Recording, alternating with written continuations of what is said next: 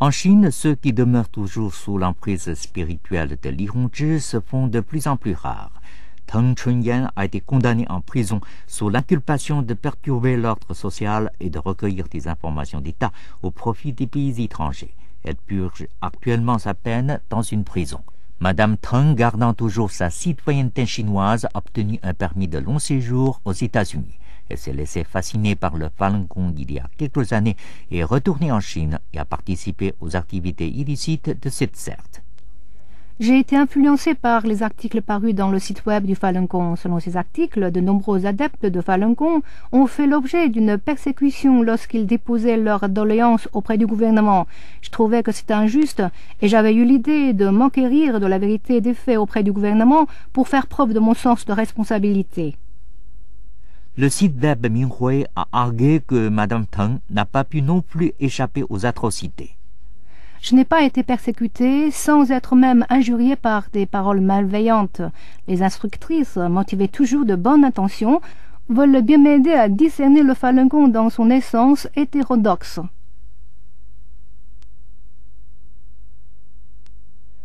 Les rumeurs répandues par le Falun Gong ne tiennent pas debout devant la réalité. Avant d'être incarcérée, mes condisciples m'ont dit que Yao Zie était morte après avoir cessé la pratique du Falun Gong. Le premier jour de mon arrivée, j'ai été étonnée de constater que Yao Zie se tenait debout justement ici. J'ai été désabusée immédiatement.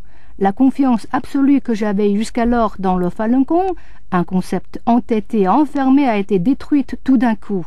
J'ai pris la conscience que de nombreuses nouvelles diffusées sur Internet sont fausses, exagérées et irréelles. J'ai été profondément touchée. J'ai eu vraiment des remords. Ce sont les instructrices qui m'ont sauvé la vie.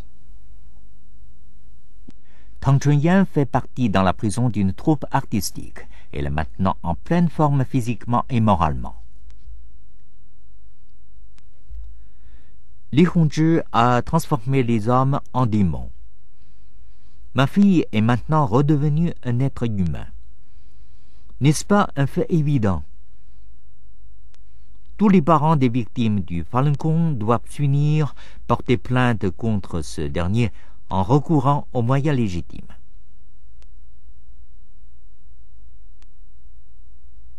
Li Hongzhi est tout à fait accusable, car il a violé les droits de l'homme et agi à l'encontre des lois de l'État sous le prétexte de sauvegarder les droits de l'homme.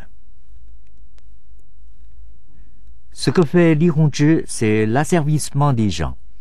N'est-il pas une violation de la loi?